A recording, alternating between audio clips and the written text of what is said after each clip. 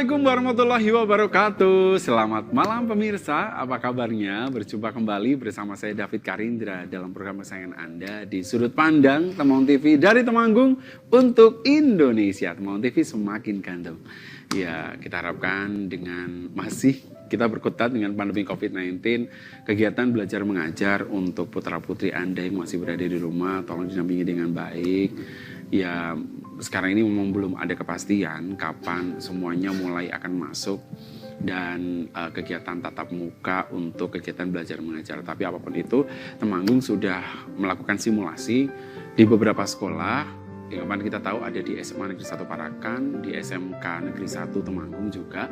Dan beberapa minggu yang sudah bergulir ini ada sekarang di SMP sudah mulai bergulir juga, di SD juga demikian. Tapi dengan peraturan yang sangat ketat ya, karena simulasi ini adalah namanya juga simulasi ya pemirsa. Jadi belum sepenuhnya akan menjadi satu tatanan yang pasti, tapi ini masih simulasi. Jadi kemungkinan akan seperti ini pembelajaran untuk nanti, karena COVID-19 ini kita sudah bisa berdampingan, sudah bisa harus bagaimana cara mengatasi dan mengantisipasi dengan adanya COVID-19 ini supaya tidak ada klaster baru, tidak ada lagi yang namanya nanti ke depannya akan ada lagi suspek yang lain, bahkan untuk COVID-19 kita harapkan juga akan segera selesai. Namun apapun itu kita harus mengapresiasi, kita juga harus mendukung kinerja dari pemerintah, baik dari pemerintah pusat, provinsi maupun di Kabupaten Temanggung untuk melakukan kegiatan belajar mengajar sesuai dengan protokol kesehatan ya. Karena memang sebetulnya sejatinya kalau saya sedikit mengutip ya pemirsa,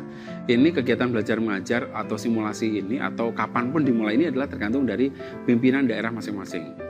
Jadi dalam hal ini kalau di Kabupaten Temanggung ya nanti akan tergantung dengan Bapak Bupati ya. Seperti kalau Bapak Bupati memang mengizinkan untuk Januari 2021 akan masuk, ya kita harus masuk. Tapi kalau tidak, masih dengan pertimbangan dengan kesehatan dari Satgas COVID juga, ya berarti kita memang harus mematuhi aturan selengkapnya. Namun daring memang masih menjadi satu pilihan bagi putra-putri yang masih melakukan kegiatan belajar di rumah. Nah, berbicara tentang daring, kita juga akan berbicara juga tentang salah satu konten yang kita punya, khusus dari Kemendikbud ya, kita ada namanya Rumah Belajar. Nah, kita tentu masih ingat pada setahun yang lalu Temanggung mempunyai satu duta rumah belajar, bahkan maju ke tingkat nasional ya.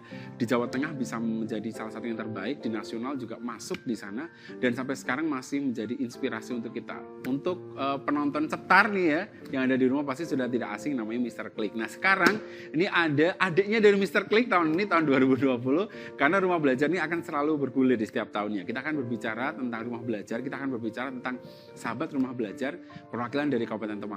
Ada dari salah satu guru cantik dari SMA Negeri 1 Parakan. Betul ya? Betul. Namanya Mbak Tika. Gimana kabarnya Mbak Tika? Alhamdulillah baik, sehat ya. Baik. Sekarang kita berbicara. Tadi David sedikit menyinggung tentang pendidikan kita yang sekarang masih tarik ulur ya kan, masih belum ada kepastian untuk kapan adik-adik ini akan masuk. Kalau menurut Mbak Tika sendiri, apalagi ini salah satu prototipenya adalah di SMA Negeri 1 Parakan, betul ya? Bagaimana bisa cerita Mbak sementara ini bagaimana proses belajar mengajar di SMA Negeri 1 Parakan sendiri? Proses belajar mengajar di SMA Negeri 1 Parakan memang kebetulan itu menjadi pilot project dari provinsi. Tapi sebelumnya juga sama, itu melakukan pembelajaran daring, tapi istilahnya itu dengan adanya pilot project ini membutuhkan banyak sekali juga effort untuk bisa sesuai protokol kesehatan.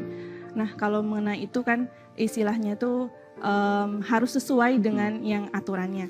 Nah untuk pembelajaran daring sendiri di dunia pendidikan ini merupakan suatu hal yang baru ya, hal yang baru, dan ini merupakan suatu peningkatan dari teknologi zaman sekarang yang 4.0. Dan dengan adanya pandemi ini lebih dipercepat gitu ya, lebih dipercepat, kita harus lebih cepat beradaptasi. Dan mau tidak mau Bapak Ibu guru yang tadinya belum melek teknologi itu harus mau lebih cepat beradaptasi juga. Begitupun juga di sekolah saya. Banyak sekali istilahnya tuh pelatihan-pelatihan, aplikasi-aplikasi pembelajaran yang sudah kami pelajari, dan ternyata ya sangat bagus apalagi di saat PJJ sekarang. Oke. Kalau melihat dari sekarang pandemi yang masih belum tentu kapan akan berakhirnya, sebetulnya bagaimana langkah dari guru-guru sendiri? Kita berbicara di SMA Negeri 1 Parakan dulu ya. Itu bagaimana cara mereka menyikapinya? Apakah mungkin ada satu grup WA atau mungkin apa untuk koordinasi dari guru-guru sendiri atau mungkin ada, apalagi kan SMA, kita tahu SMA dan SMK kan langsung berhubungan dengan provinsi pendidikan di kabupaten. Seperti apa? Kebetulan untuk di sekolah kami ditentukan ada yang namanya e-learning. Nah, e-learning kami membentuk sebuah e-learning itu untuk memfasilitasi siswa dalam pembelajaran. Baik itu untuk seperti WA atau grup-grup lain itu fleksibel. Jadi Bapak Ibu guru pun tidak diberikan isinya paksaan untuk memakai salah satu platform tertentu. Karena kita mempertimbangkan siswa juga, karena fasilitas tiap siswa di rumah kan berbeda. Betul. Ada yang tidak punya handphone bahkan. Nah, ada beberapa siswa yang tidak punya handphone juga dipinjami oleh sekolah. Jadi itu saling berintegrasi, saling bekerja sama. Wali kelas itu juga diberikan tugas siapa saja nih siswa yang butuh bantuan. Selain itu juga kan dari pemerintah sudah ada bantuan kuota pulsa. Jadi sedikit banyak itu membantu kami dalam proses pembelajaran secara daring. Dengan secara daring sudah ada koordinasi dan sudah disiapkan nih teman-teman di gugus untuk di guru dan juga mungkin karyawan dan segala macamnya. Bagaimana sekarang kalau yang sudah mulai dengan simulasi dengan pilot project seperti ini? Apa perkembangan yang bisa diceritakan ke pemirsa? Mungkin ada hal yang perlu menjadi catatan tersendiri atau apa, Mbak Tika? Kalau untuk simulasi tetap ya istilahnya itu tetap sesuai protokol kesehatan dan daring tidak ditinggalkan. Iya. Karena memang tidak setiap hari masuk kan? Iya betul, tidak hari setiap masuk, betul-betul harus dengan pembatasan. Daring tetap dilaksanakan, tetap harus meningkatkan teknologi dan tidak ditinggalkan. Jadi istilahnya itu siswa itu belajar mandiri, mau tidak mau juga tetap harus belajar mandiri dan tidak berpusat pada guru juga. Jadi istilahnya itu ya semua mengalami perubahan yang lebih cepat. Guru sebagai pendamping kali ya kalau sekarang. Iya betul, ya. Sebagai fasilitator, motivator. Betul. Walaupun sekarang kan dunia sudah digenggama.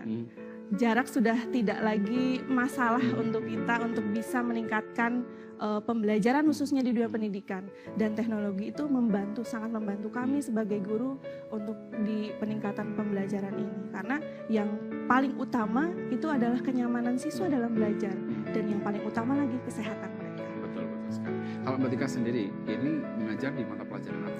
Kebetulan saya mengajar di prakarya kewirausahaan yang itu kan notabene ya pasti praktik. Pasti kalau itu kebanyakan saya kalau di kegiatan pembelajaran pasti menyentuh apa-apa kan gitu. Dan itu sangat menguras pikiran bagaimana nih caranya supaya saya memberikan pembelajaran yang tetap nyaman walau di rumah saja. Dan materinya tetap tersampaikan. Dan susah ya pastinya ya.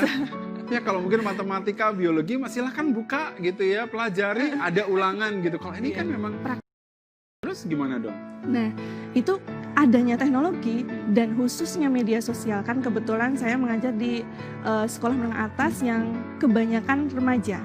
Nah, itu membuat kreativitas tersendiri bagi Bapak Ibu, dan bukan cuma saya, banyak juga Bapak Ibu guru lain yang berinovasi memanfaatkan media sosial. Yang awalnya media sosial itu hanya sekedar hiburan. Hiburan. Contohnya gitu ya. Contohnya Instagram, TikTok mungkin yang sekarang. Sekarang tuh kita tuh Bapak Ibu guru tuh masuk ke dalam media sosial untuk memanfaatkan itu sebagai fasilitas komunikasi bagi kami dari guru dan siswa supaya tetap produktif. Nah, intinya tetap produktif. Nah, produktifnya apa saja? Ya disesuaikan dengan mata pelajarannya. Dan tentu di awal kan Mas Menteri mengatakan bahwa tidak harus dibebankan ketercapaian kemampuan. Kita membuat diaplikasikan ke kehidupan sehari-hari. Nah, kami mencoba memutar otak bagaimana nih kurikulumnya supaya tercapai tapi tidak memberatkan. Nah, kalau Mbak Tika sendiri di mata pelajaran Mbak Tika gimana dong untuk memanfaatkan media sosial seperti apa? Iya betul. Kalau saya kebetulan punya Instagram khusus dari sebelum pandemi sudah ada, sudah memanfaatkan media sosial itu ada di Instagram. Semanpa Business Center, bisa di-follow Oke, kalian baik, ya. baik, silakan Karena pemirsa. itu Ya. juga bukan hanya sekedar siswa-siswi kami yang ada di situ. Apa Mbak Semansa SMANPA Busines bisnis ya. BUSS Oke. Center. Nah, itu banyak juga siswa-siswi di Kabupaten Temanggung yang sudah follow. Oh, oke. Karena terbukti banyak sekali hasil-hasil karya dari SMA Negeri 1 Parakan yang sudah saya upload di sana. Nah, salah satu media komunikasi bukan hanya sekedar upload hasil karya yang bisa menginspirasi. Itu kan di Instagram ada live. Nah, itu bisa mengkontrol misalkan pada saat jam pelajaran nih, absensi. Ayo, siapa nih hari ini yang mengikuti pembelajaran, yang belum absen. Mungkin absennya kita kirim link lewat e-learning, seperti itu. Oh, cerdas sekali ya manfaatkan. Oh ya benar bisa terkoneksi bisa. ya dengan baik. Oke. Iya. Jadi ini memang menjadi salah satu PR tersendiri untuk kita semuanya ya, bahwa sekarang memang sudah harus bisa mulai berdampingan dengan bagaimana itu teknologi bisa digunakan untuk pembelajaran ya, seperti itu Mbak Tika. Kita akan jeda terlebih dahulu ya. Kita akan kembali setelah yang satu ini. Jangan kemana-mana, tetap masih bersama di Sudut Pandang Temanggung TV.